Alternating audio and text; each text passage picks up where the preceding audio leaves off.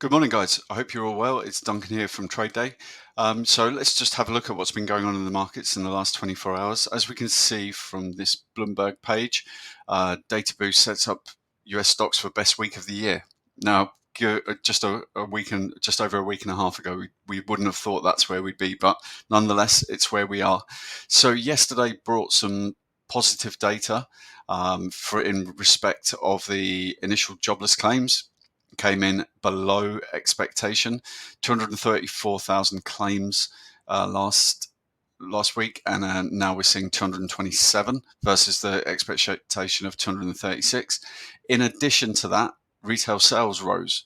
So again, these are good signals of health, and with the backdrop of, are we heading towards a recession, with some indicators pointing that we're already in a recession, the core unemployment rate.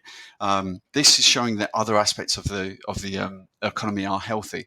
Now, and as we repeated yesterday, music to the Fed's ears. This takes the panic out of the market. And as such, we saw stocks gain.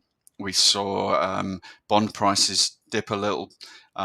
Naturally, as we're not going to be seeing the probability of drastic action from the Fed kind of steps back a little bit. So let's go through. I thought this was quite a decent article to kind of talk over. So FUD shares. So at the moment, all eyes now. So we've had all the major data. I think we've got one Fed speaker, Goldsby, later on. I'll confirm that later. But the main eye is on Jackson Hole. This is where we hear from Jerome Powell. This will be the first time we've heard the head of the FOMC speak since we saw the market crash. So this will be key. We're a lot more. I said yesterday, Fed speakers perhaps don't expect too much, but be prepared for something. Jerome Powell, he will be expected to signal the Fed's thoughts. But he's going to, the one thing we know now, he's going to lean heavy on the fact of he talks about data all the time, but the broader picture of data, he removed the data point to just data, and he will allude to the fact that data has been supportive of their decision. That doesn't mean to say they're wrong. Don't get me wrong. I don't believe rates should be at this level anyway. But the fact that he now has something to say, look, you all thought we made a massive mistake. We're not. Look at this data. That may not be the case, but that comes on I think it's the 23rd. But that's something we'll go through on Monday in great detail. So, mixed picture. Again, just the data this week. It's not from across the globe. Broadly, US data has been satisfactory. I'm not going to say it's been good. It's certainly been satisfactory. Again, a lot of the cause of the crash came from Japan, but in this last week, a few developments there. Now, obviously, we've seen the unwind, the probable, not completion, but a good deal of the carry trade has been unwound. Global markets have seen the consequences of this, and now knowing the Prime Minister of Japan will be stepping down, we probably see a less aggressive Bank of Japan. That's what the market's taking. We're seeing dollar yen coming back up. We traded down at 142 at the height of the crash. I think it's maybe just under, but I think at the moment we're trading around 148.70. So a decent pullback on there, and obviously sticky inflation is a contributing factor. I don't often talk about politics. I try and keep it purely economical, but again, just an interesting graphic on the switch between the Republicans and the Democrats, and how Kamala Harris seems to be pulling away. But polls are polls.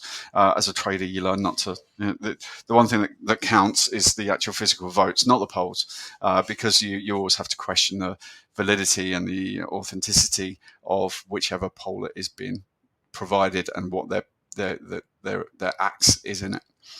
Now, oil has definitely been interesting. We kind of pushed up towards the 80 level, kind of come back a little bit. We'll go through that in a little bit more depth, but a lot of geopolitical tensions, so certainly in the Middle East, is curtailing that at the moment. So if we have a look at the Asian markets, a decent morning for the Nikkei. That's a solid return. Hang Seng nearly 2%, Nikkei just over 3.5%. Really, really strong, good morning for them.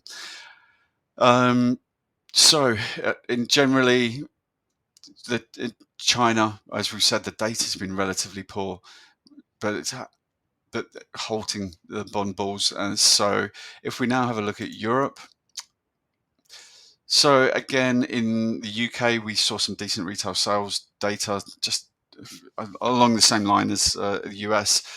When I say decent, and the markets are reporting it as decent, I think, where is it? There was an article, yeah, it was saying strong retail sales. Now, it was strong in respect to last month, but where was it against expectation? Pretty much there or thereabouts. We'll have a look at that in the calendar in a minute. But nevertheless, it was a decent morning. And as we can see, the FTSE's not really done a great deal on it. The German DAX and the French CAC are slightly positive. So if we have a look at the futures for today, obviously yesterday's we saw decent return. Yeah, we've got some red there, but it's nothing. It really is nothing. NASDAQ up a little bit. I think one thing I wanted to go through was Walmart. I believe Walmart was up around, was it around 6.6% yesterday, based on these decent numbers. I can't seem to find that one. Anyway, but yeah, I'm pretty sure it was 6.6%. So that was a strong performer yesterday. So let's have a look at what we're thinking from a market charting and trending perspective. So in the bond market, yeah, we saw a Thursday sell-off in the bond pricing. Let's go down and look at the 10-year. So yeah, we saw that trade a little bit lower, but the bias remains to the upside, citing higher bond prices, lower yields. So we'll keep an eye on that. From a asset class perspective, the S&P, we did see a decent day. As I said, the best week of the year. So the bias at this moment in time is with momentum. From a geopolitical perspective, there's nothing to argue with, really. We've come through the bulk of the big earnings seasons okay. Nvidia will be an interesting one to watch, but that's not for, I think it's a couple of weeks away yet, not next week, the week after. But yeah, broadly, the S&P, the NASDAQ, fairly bullish. And now gold, if you can see there, we'll have a look at it in proper charts in a minute, but a little bit of a choppy session yesterday. It's having a little consolidation. It doesn't know whether it wants to reject these kind of four highs we're seeing across here, and settle into this range, but that seems to be what it's doing at the moment. Not a lot of kind of real drivers, and these gold moves when things happen. And this, let's be honest, this week hasn't really been a week of things happening. Okay, decent-ish data. That's not going to start moving gold around, and it's certainly not going to burst it out of what is a very pivotal level, taking it up to all-time highs. Now, oil, again, as we said, we saw the sell-off from the kind of 80 upside bias remains intact, but we need to break through this 80 level to really push on from here. Now, from an earnings perspective, zero today. So we really have nothing. So nothing from an earnings perspective. So nothing's going to disrupt us from that perspective. We'll have a look at the week ahead, but just looking at that, glancing, not a great deal jumping out on me for next week. So I remain adamant that the Jackson Hole will be the big market event next week. So from a daily calendar perspective, not a lot, but it's certainly not nothing. Now this is yesterday's, so let me just change it to today's. As we saw, as I cited, we saw UK retail sales yesterday. There was decent industrial production. We're green there. But if we come to the US, sorry, is this? Yeah, today. Sorry.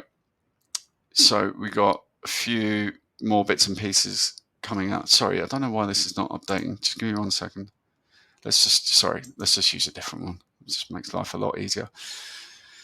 So, yeah, UK retail sales. Now, as I said, it's been cited as a positive number. Yeah, it is a positive number. It was minus zero point 0.9 last week. But when we're trading the markets, we're trading against expectation. Now, to my mind, that's not exactly really positive. Whatever last it being better than last month's, yeah, that's good. But what did the market expect? Now, just to give a breakdown on how this can be, sitting in the UK, it's probably easier for me to say what could contributed. Now, the major drivers for me is we've had well for the UK, we've actually had decent weather. We've had a major sporting event in the Euros. We've had Wimbledon. We've had the Olympics. This gets people spending money. It gets people going to the shop, barbecues, and all these things. So to think that this number would have been bad, certainly in the negative territory, I think would be very much mistaken. But it's good data nonetheless, and kind of feeds into the push for the Bank of England to start acting. Now, from a US perspective, this afternoon we have building permits, housing stats. So it's good to see how that market is. This going to be ground changing data? I don't think so. University of Michigan as well can be a mover, but again, with the sensitivity of the market. But this week it's just been almost plain sailing. We wouldn't have thought to be saying that after last week. So let's just have a quick look at the charts. So we can see that if I have a look at crude oil, now as you see, this was yesterday's sell-off. If we just have a quick look at gold, just gyrating below that low level, not really giving us any signals. Now, I'd be happy along of this at the moment, but I don't want to buy until we get through this level. There's more to be made for a stop with a short with a stop just above these levels, but I don't feel naturally inclined, especially not on a Friday in gold. Unless you're kind of trading for the very short term, which I know you guys are. The short side might not, for me, on a slightly more 1-2 day horizon might be worthwhile, but like I say, not into a weekend with the geopolitical risks that we currently see.